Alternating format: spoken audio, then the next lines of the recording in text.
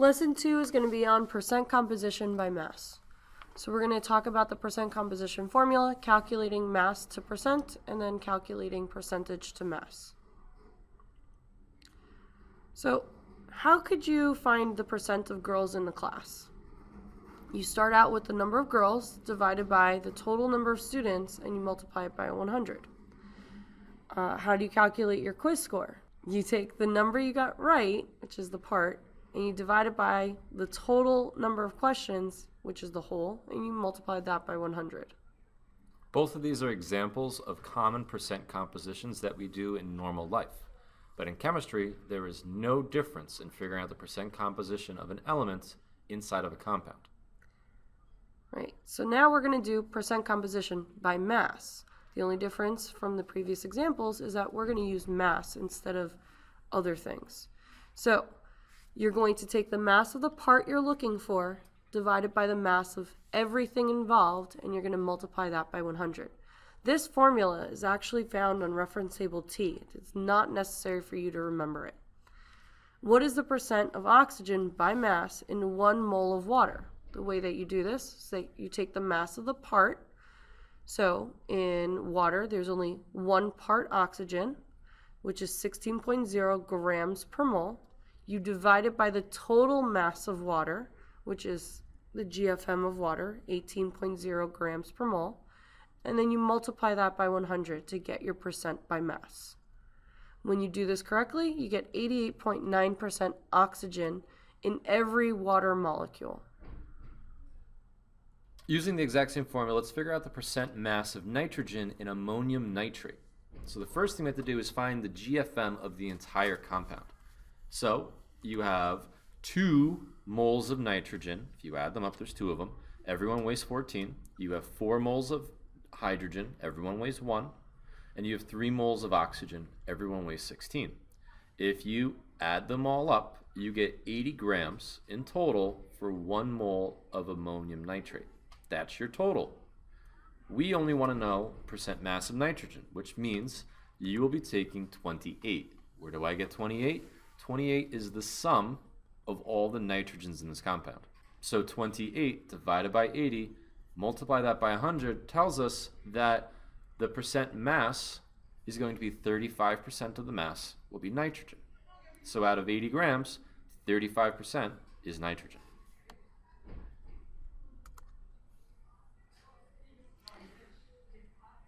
So let's try a new example. A 14.8 gram sample contains 3.83 grams of iron and 10.97 grams of bromine. What is the percentage of bromine and iron in this sample?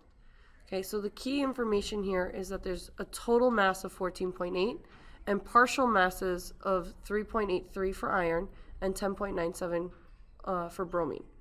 So in order to determine this for bromine, you would do 10.97, the part, divided by the whole, 14.8, multiplied by 100, and you end up with 74.12% bromine in this entire sample.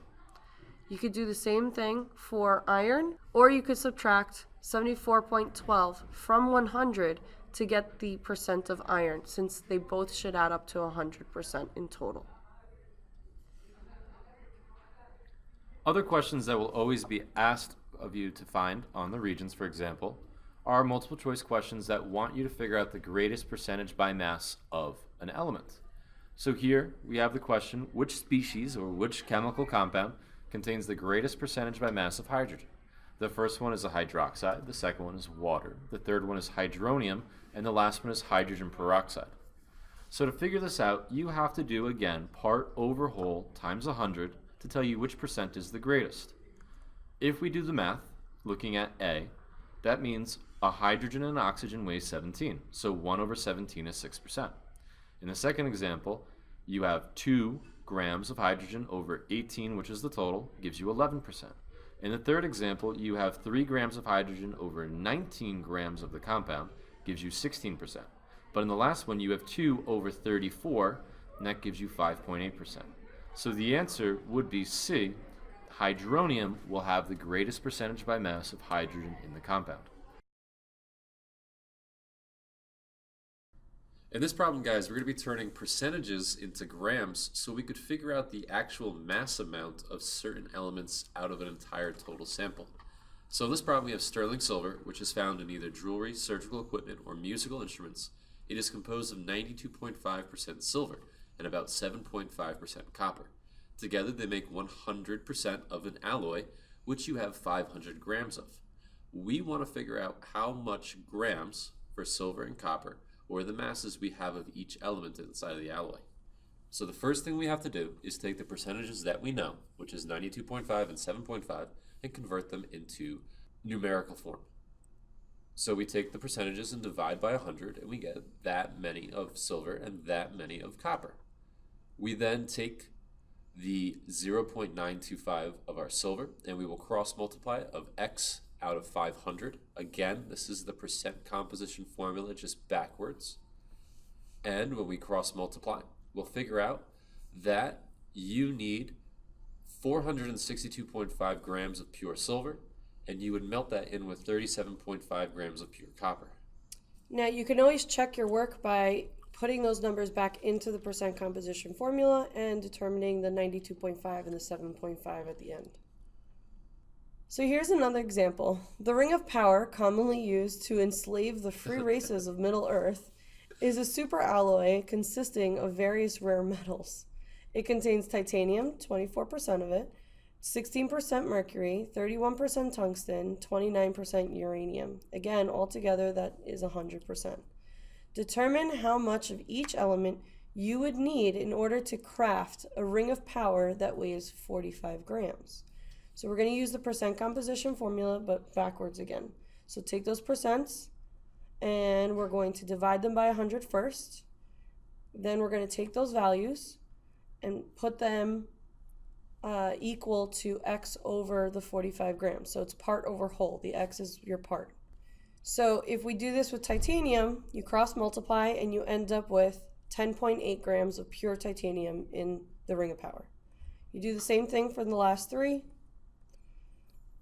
You end up with 7.2 grams pure mercury, 13.95 grams of pure tungsten, and 13.05 grams of pure uranium. Again, you can always go back and check.